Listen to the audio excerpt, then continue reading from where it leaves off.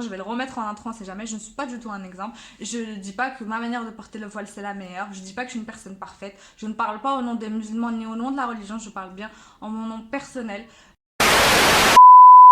Il y avait pas... Donc je me suis dit, si je mets le voile, tu dis adieu à toute carrière professionnelle possible, tu vas rester à la maison. Elle m'a dit, est-ce que le voile c'est votre choix? Je l'ai regardé, je lui ai dit, mais c'est quoi le rapport entre mon voile et mon poumon? Donc quand on est jeune, on a été forcé, forcément c'est le père. Il a peur pour sa fille et c'est normal. Hey, salam, salut à tous pour les non-musulmans, même si le sujet principal concerne le voile, donc je me dis qu'il y aura plus de musulmanes qui va regarder le sujet, mais je pense pas que parce que c'est un sujet qui passionne beaucoup, qui attise beaucoup la curiosité. Bizarrement, on n'interroge jamais les premières concernées pour en parler, donc pour une fois, vous aurez la parole d'une voilée, sans filtre, sans rien. Donc j'ai décidé aujourd'hui de parler de mon choix très personnel de porter le voile. Si vous êtes sur ma chaîne, vous savez déjà que je suis quelqu'un qui n'a pas peur de parler des sujets tabous et des sujets polémiques. J'ai déjà parlé du sujet du voile donc pour deux affaires, donc l'affaire de Decathlon et l'affaire de Julien Oudoul.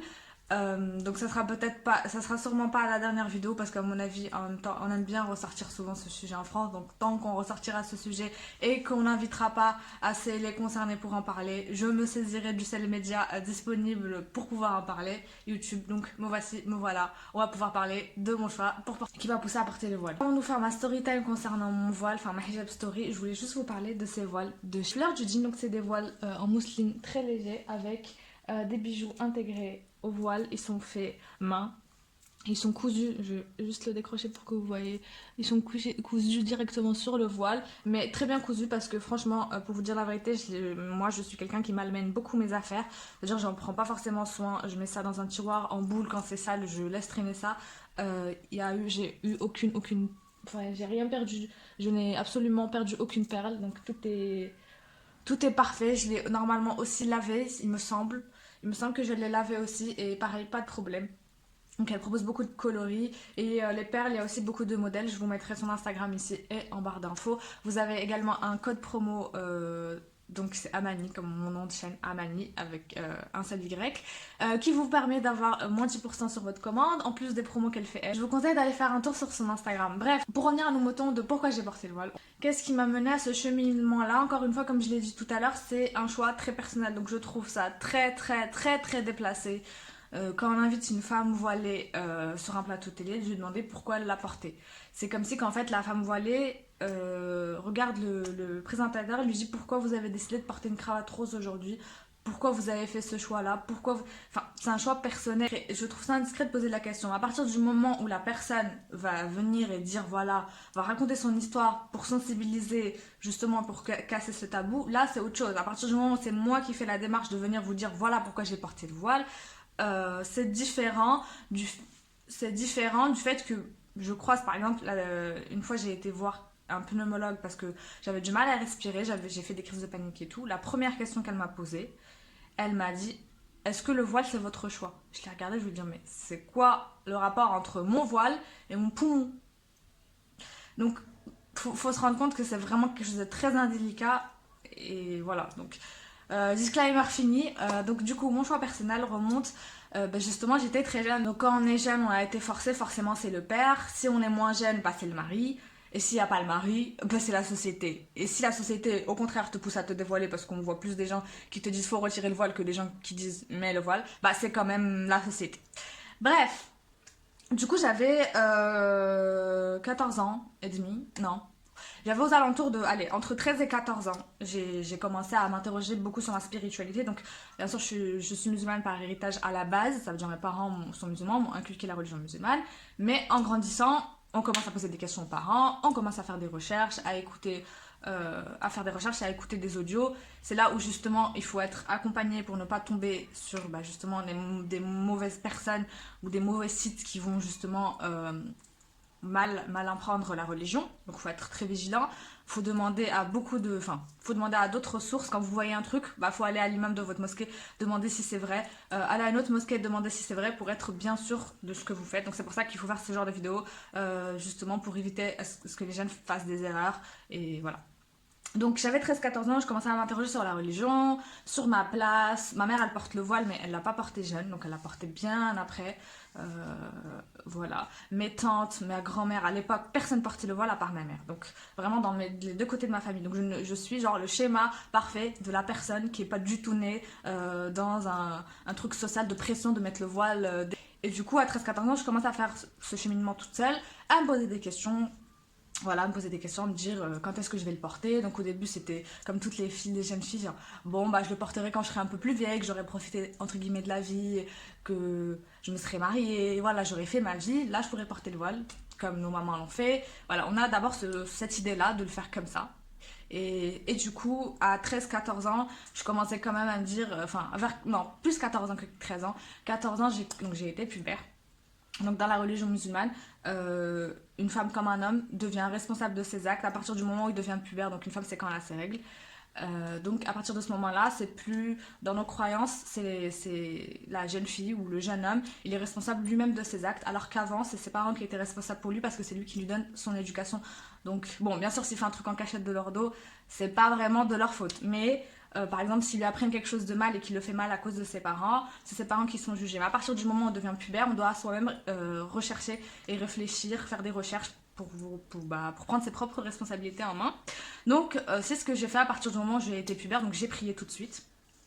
Alors qu'avant j'étais pas très régulière. Moi, je savais que j'étais pas responsable entre guillemets, donc j'étais un peu insouciante et tout, donc j'étais pas régulière, mais ma mère me disait quand même faut prier, elle m'a appris à prier jeune, mais je n'ai jamais été contrainte de faire quoi que ce soit. À partir de 14 ans, toute seule dans ma tête, je me suis dit ok là on rigole plus entre guillemets, ça y est, j'étais une grande fille.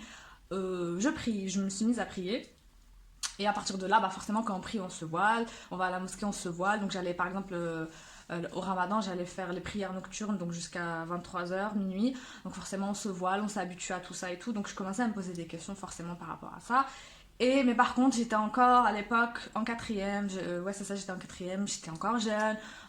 C'était difficile parce qu'il y avait des filles qui, voilà, souvent maquillées, bien maquillées, coquettes. Et plus, moi, j'étais dans un collège européen, on va dire, enfin, avec option européenne, ça veut dire qu'il y avait des gens vraiment du monde entier. Et il y avait beaucoup, beaucoup de mélange. Donc, ça veut dire qu'il y avait la mini-jupe, genre vraiment mini-jupe à l'indécence, quoi. Parce que je suis pas forcément, enfin, chacun fait son choix. Mais là, c'était vraiment des trucs, au bout d'un moment, ils ont commencé à les interdire au collège parce que bah, c'était vulgaire, ça veut dire que c'était le haut, juste en haut des fesses. Et donc voilà, il y avait vraiment de tout, de tout. Donc forcément, à cet âge-là, on a du mal à imposer son idée, genre ouais, je vais faire ça et je suis différente de tout le monde. Et même l'assumer auprès de soi, de se dire ah, peut-être que je vais regretter plus tard, je vais vouloir le retirer, ça va être difficile, etc., etc. Et puis il y avait aussi le fait que j'avais pas du tout choisi mon projet professionnel, j'étais qu'en quatrième, j'étais encore trop jeune, je savais pas ce que j'allais faire de ma vie, je savais que le voile, c'était encore à l'époque, quand je l'ai mise, il y avait personne, il n'y avait pas de voilé qui travaillait avec, ça veut dire que dans H&M, des trucs qu'on voit avec enfin H&M, Action, les voilés qui travaillent dans les centres téléphoniques et tout. Bon, les centres téléphoniques, ça existait un peu, mais on n'était pas trop au courant. Mais il n'y avait pas. Donc je me suis dit, si je mets le voile, tu dis adieu à toute carrière professionnelle possible. Tu vas rester à la maison et c'est tout. Donc à partir de ce moment-là, j'avais du mal à faire ce choix-là. Mais n'empêche que je me disais, ok, pour l'instant, je mets pas le voile, mais je vais essayer de m'habiller de façon plus pudique. Donc ça veut dire que c'était des règles que je m'étais imposées à moi, qui auprès de, enfin c'est vraiment personnel, c'est-à-dire auprès de la religion, ça vaut peut-être rien du tout, mais moi-même je me disais, je m'imposais ces règles-là pour me dire, ok, je couvre pas ma tête. Et il y a beaucoup de chrétiennes qui le font d'ailleurs.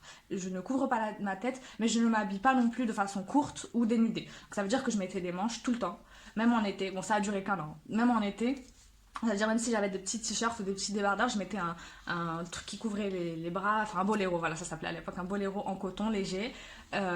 J'étais en pantalon tout le temps, ou en jupe, mais forcément c'était plus des pantalons. Et quand j'allais à la plage, bah c'est pareil. Bon, à la plage, je mettais un short, donc je mettais un maillot de bain normal. Au-dessus, je mettais un short de plage, enfin un short de surfeur qui m'allait environ aux genoux. Et je mettais toujours mon boléro sur mon maillot. Voilà, ça veut rien dire, hein, religieusement parlant, mais c'était moi qui avais fait ce choix-là. J'étais encore jeune, j'avais 13-14 ans. Bah, y a des gens qui font ce choix-là, même plus vieux, à 20 ans, 25 ans, parce qu'ils sont pas encore prêts, mais ils font des pas vers Dieu. Et c'est là où c'est important, de la part des musulmans, justement, de pas venir juger et pas dire, bah, ton truc n'a aucun sens, retire-le, c'est mieux. Bah non, parce que ça se trouve que Dieu, il apprécie cet effort, ce sacrifice, même s'il est moindre. Et du coup, c'est ça ça le pire, c'est qu'il y a des filles par exemple qui sont même pas voilées et qui disent aux filles qui font des efforts mais qui le sont pas encore, genre ça sert à rien, le mets pas, genre pour se rassurer parce qu'elles le mettent pas, donc elles essaient de se mettre à la même case. Bah non, on sait pas ce que Dieu pense, il est très miséricordieux. Donc peut-être qu'il va valoriser justement cette fille-là qui essaye de faire des efforts même si elle le porte pas encore, même celle qui porte par exemple le turban. Et beaucoup qui disent bah retire-le. Bah non, on sait pas ce que Dieu pense. Donc on n'a pas... la personne elle va le retirer, elle va se prendre des péchés, mais la personne qui l'aura poussé à le faire aussi. Donc ne jugeons pas. On peut faire des rappels et dire ok, ton voile c'est pas le voile légiféré. D'ailleurs moi je sais que je suis pas du tout un exemple, j'ai oublié de vous le dire en intro. Et le rappel se fait toujours en douceur, en privé, pas en insultant dans les commentaires. Hein. Et du coup, enfin... Du coup, cette mentalité en fait de certains musulmans à toujours dire ouais, ce que tu fais ça n'a aucun sens, retire-le, fais pas ci, fais pas ça. Bah en fait, de un, vous prenez déjà des péchés de vous.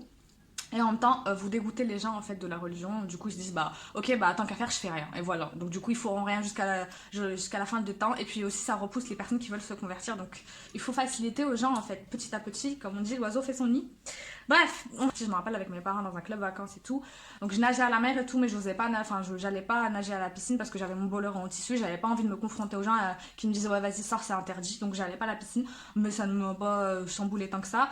Et j'allais à la mer avec qui était juste à côté parce que c'était un club vacances en France. Et à l'époque, il n'y avait pas encore toutes ces histoires de burkini, donc peut-être qu'ils auraient rien dit dans la piscine, mais j'ai même pas été forcément tentée.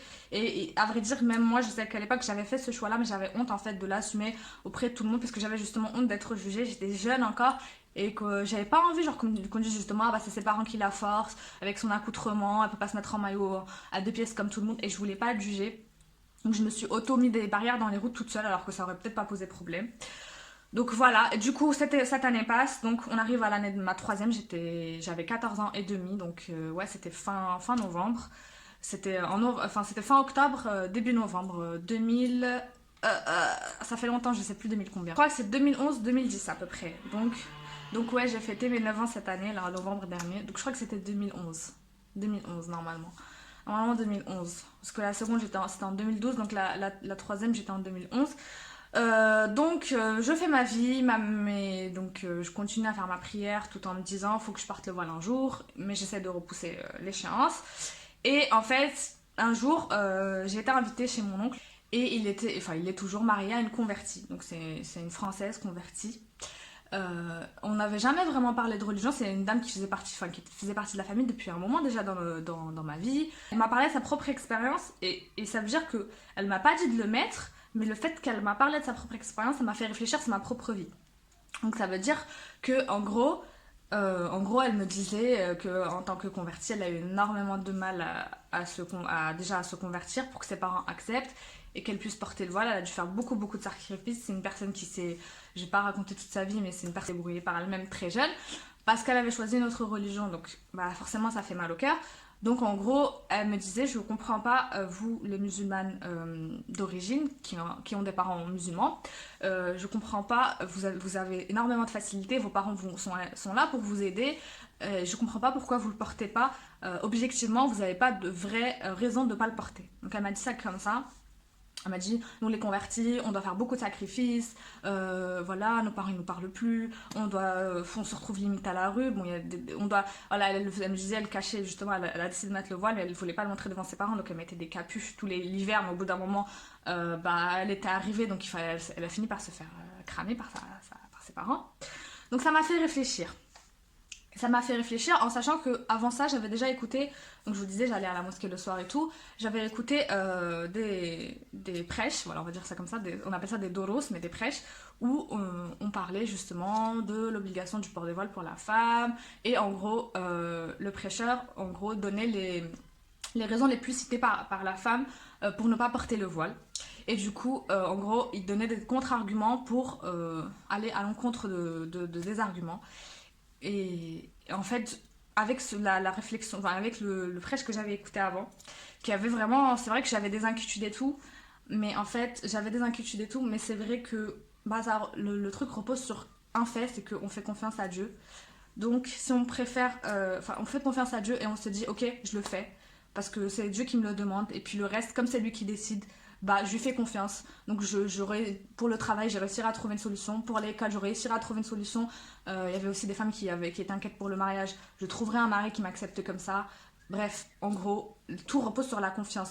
Donc, à partir de ce moment-là, et en même temps, le fait qu'elle m'ait dit oui, c'est vrai que tes parents, et c'est vrai, mais tes parents ne te rejetteront pas, ils vont t'aider, ils vont t'accompagner, tu as une famille musulmane, tu as de la chance. Je sais pas, ça m'a changé ma vision de voir les choses. Et je suis rentrée chez moi. Et c'était fin octobre du coup, 2011, comme je vous ai dit, je suis rentrée chez moi et j'ai pris une feuille. Ça a l'air débile comme ça, mais comme je vous ai dit, à mon âge, c'était comme ça. J'ai pris une feuille, j'ai fait un tableau, je me rappelle encore dans ma chambre qui est juste en haut. Sur mon bureau, j'ai écrit pour, en cachette de tout le monde, je ne l'ai dit absolument à personne, ni à ma mère qui était voilée, ni à mon père, ni à personne. Personne ne m'a parlé de ça du tout. C'est vraiment venu je suis venue de chez ma tante, je suis rentrée à la maison sans rien dire à mes parents et j'ai fait mon tableau de pour et de contre. Dans les contres, bien sûr, il y avait difficultés pour le travail, je pourrais pas faire tous les domaines d'études, voilà. Et dans les pour, je me rappelle plus ce que j'avais mis à l'époque, c'est dommage que j'ai pas gardé la feuille, mais j'ai arrivé en fait petit à petit, grâce à l'aide du prêche dont je vous ai parlé, à me dire ok, pour l'école ça va être compliqué, mais la fac, le voile c'est autorisé. Donc t'as qu'à juste à tenir ton année, tout ton lycée, à l'enlever, et puis plus tard, t'auras pas de problème. Je me disais aussi justement, il y a des gens qui disent tu le mets pas, tu dois le retirer à l'école, donc ça ne sert absolument à rien, tout le monde voit tes cheveux, ne le mets pas. Et je me disais, bah ok au lycée on voit mes cheveux, mais tout le reste du monde, enfin surtout qu'au lycée on est entre camarades et tout, mais tout le reste du monde, quand on marche, quand on est dans la rue, toute notre vie en fait quasiment, et bah on porte le voile. Donc au final c'est toujours c'est toujours un mal pour un bien, surtout qu'à l'école on n'a pas le choix. Enfin, j'avais même pas encore 16 ans, je devais aller à l'école. C'est vrai que j'aurais pu faire l'école à la maison, mais enfin, ma mère, c'était impossible, pouvait pas me faire les cours à la maison alors elle avait mes soeurs en bas âge. Donc j'avais pas le choix en fait. Donc je me suis réconfortée en me disant, ok, c'est peut-être pas la meilleure solution, mais tu finis ton lycée et après tu seras tranquille. Donc au final, je me suis retrouvée avec plus de pour et de contre et la décision a été prise comme ça, aussi bêtement que ça. Donc j'avais des voiles, je crois, à ma mère. Et un jour, voilà, c'était un 1er novembre, je me rappelle encore parce que c'était la férié. Et pareil, j'avais une copine qui était voilée avant moi. Et du coup, je lui ai dit, vas-y, on sort, on fait ma première sortie avec le voile. Je veux essayer, je veux voir ce que ça fait. C'était pas non plus genre, ok, je le porte jusqu'à la fin de ma vie. Je voulais le porter, mais d'abord, je me suis dit, je fais un essai, je vois ce que ça donne. Comme si que j'avais l'impression que le ciel allait me tomber sur la tête parce que je mettais un voile sur la tête. Donc, je le porte ce 1er novembre. Je le porte. Et du coup, mes parents, enfin mon père surtout, il me dit, t'as quoi, enfin pourquoi? Et je lui dis, bah, je décide de porter le voile. Et donc, truc différent justement du père qui impose. Mon père, il m'a dit, est-ce que t'es sûre de toi? Parce que, tu sais, enfin, avec le travail... Enfin, franchement, j'en suis émue parce que je me dis, ça me fait mal au cœur Ça me fait mal au cœur, en fait, que dans les médias, on salisse sans cesse nos pères, et nos maris et tout, alors que c'est des gens... Alors que c'est des gens bienveillants comme tous les pères, je veux dire, il a peur pour sa fille, et c'est normal. Du coup, il me dit, est-ce que t'es bien sûr de toi? Voilà, tu sais qu'en France, encore à l'époque, c'était pas autant que maintenant. C'est difficile de porter le voile, il y a des personnes qui sont racistes, on risque de te faire du mal, tu vas pas trouver de travail, t'es en train de faire des études, est-ce que tu veux vraiment faire juste rester à la maison? T'es sûr de toi? Réfléchis bien. Voilà, ça c'était pour mon père. Pour ma mère, elle m'a dit, c'est pareil, sois sûr de ton choix, le voile c'est pas un jeu, si tu le portes, c'est pas pour le retirer 5 minutes après, sois sûr de toi, c'est pas un jeu. Mais à l'époque, c'était surtout, ok, je le mets pour plaire à Dieu, point. C'était vraiment, il n'y avait pas plus loin à chercher, ni pression familiale, ni pression paternelle, ni rien du tout. C'était, Dieu m'a demandé de le faire, je suis responsable, je prie, voilà, il me manque que ça, je mets le voile. Basta, point à la ligne. Donc je l'ai porté mon année de troisième à partir du mois de novembre en troisième. Donc j'ai fait toute ma troisième avec. Ensuite je suis passée au lycée. J'ai porté donc la troisième, la première année où je l'ai porté, justement ce que je vous disais, j'avais beaucoup de honte, j'avais peur en fait du jugement des autres, comme je vous ai dit, c'était un endroit où, pour vous dire la vérité, il y avait pas, enfin un collège, il n'y avait pas beaucoup de musulmans, on était en minorité, et il y a beaucoup comme je vous dis, des gens du monde entier qui étaient très extravagants et tout. Donc moi avec mon voile, arrivé en troisième, j'avais du mal, on était peut-être une ou deux voilées dans le collège, j'avais peur aussi de me faire pénaliser par les profs, j'avais honte, je voulais pas qu'on le voie au début. Du coup, je mettais ma capuche, je me rappelle, genre je mettais mon voile, je mettais ma capuche, je traçais. Une fois que je partais loin du collège, j'enlevais ma capuche. J'avais honte, j'essayais d'esquiver les personnes avec qui j'étais avant parce qu'ils n'ont pas la même religion, donc je me suis dit, ils vont me juger. Donc au début, il y avait beaucoup de honte. Et puis le temps est passé, je suis passée au lycée, je suis allée en seconde, forcément on s'affirme.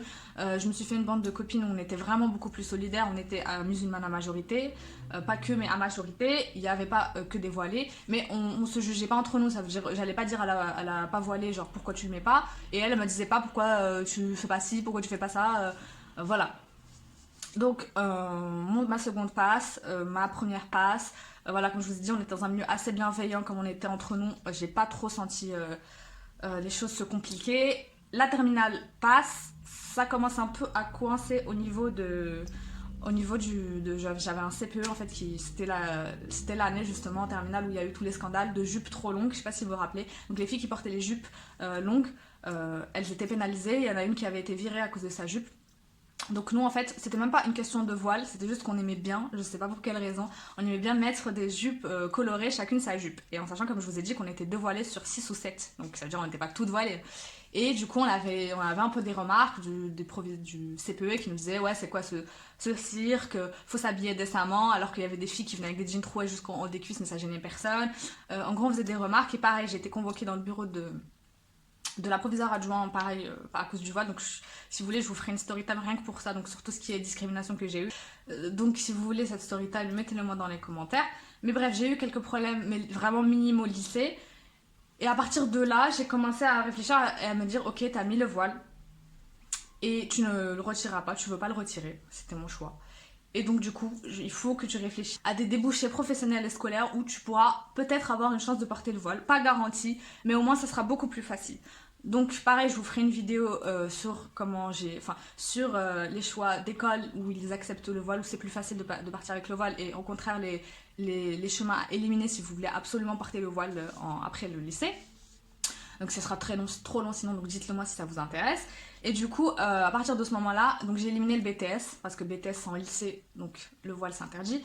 La fac, je l'ai éliminée pour d'autres raisons, rien à voir avec le voile. Je vous mets ma vidéo sur laquelle je vous explique pourquoi j'ai fait mes choix scolaires et tout, juste là, vous comprendrez pourquoi j'ai éliminé la fac.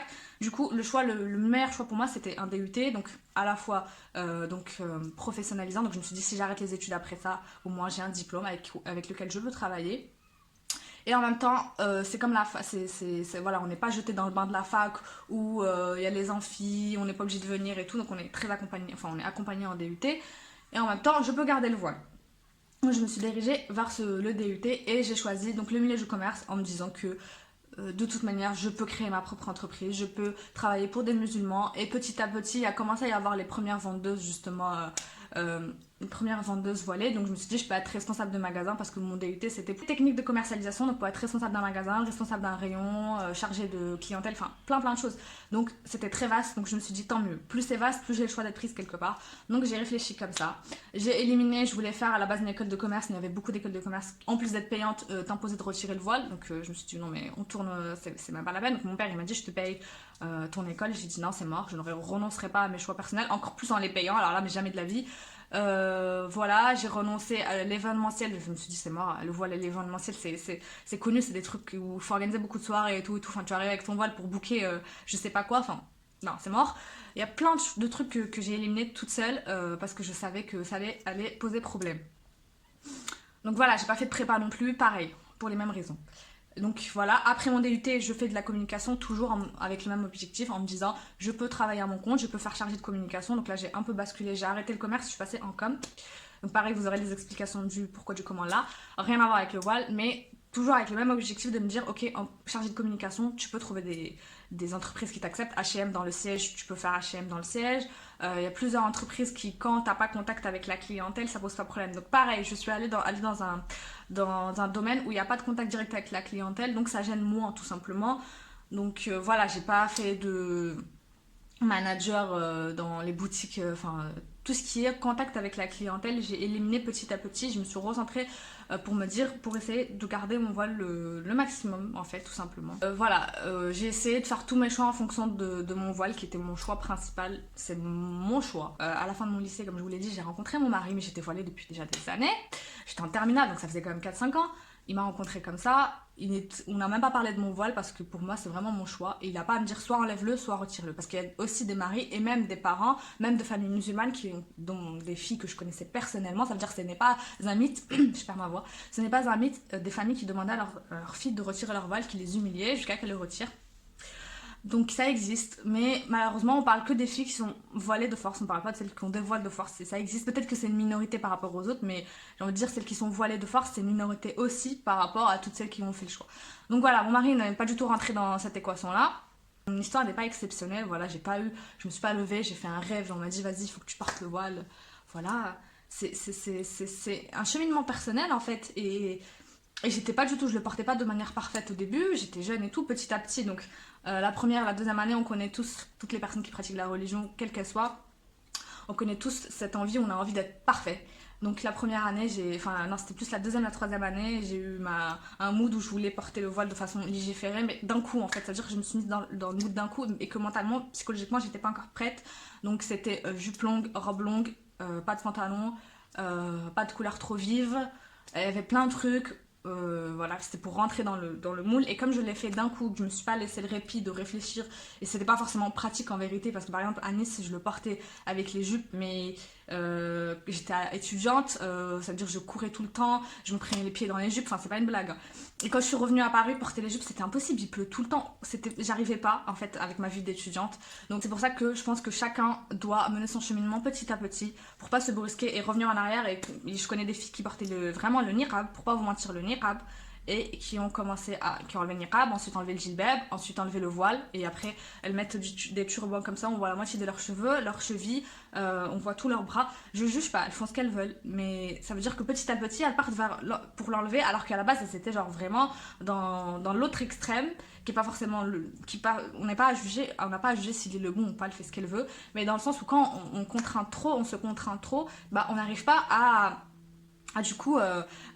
s'y habituer. Bien sûr, il y a des personnes qui arrivent et bravo à vous, enfin, machallah, c'est super, mais il faut comprendre qu'il y a des gens qui n'arrivent pas à avancer au même rythme, et il y a beaucoup de sœurs qui, justement, jugent les personnes qui n'avancent pas à leur rythme. Donc, des fois je les supprime, des fois je les supprime pas, et pourtant, je suis pas quelqu'un de très médiatisé. Il y a des filles qui c'est bien pire, on se fait insulter pour du maquillage, on se fait insulter pour du vernis alors qu'on connaît même pas le pourquoi du comment de tu pries pas alors que vous en savez rien de ce que je fais dans ma vie. Mais je n'ai pas lâché l'affaire. Il y a des filles qui retirent leur voile pour justement, elles disent j'ai pas le choix, il faut que je paye mon loyer, il faut que j'aide mes parents. Moi j'ai pas fait ce choix là, j'étais dans une galère totale, mais je me suis dit je ne le retirerai pas, Dieu va m'aider. La vérité, j'ai pas tant galéré que ça, j'ai trouvé mon travail assez facilement. Donc si la vidéo vous a plu, n'oubliez pas de la liker, de me laisser votre avis en commentaire, activez la cloche du coup pour pas rater mes autres vidéos. Comme je vous ai dit, il y a plein de vidéos dans ce sujet, dans ce thème là qui vont arriver, donc sur le voile et le travail, l'école et le travail, comment trouver un travail en adéquation avec ses principes, etc., etc. Comment réagir face aux agressions et aux critiques islamophobes. Surtout, n'oubliez pas de vous abonner. Quant à moi, je vous fais de gros bisous et je vous dis à une prochaine vidéo.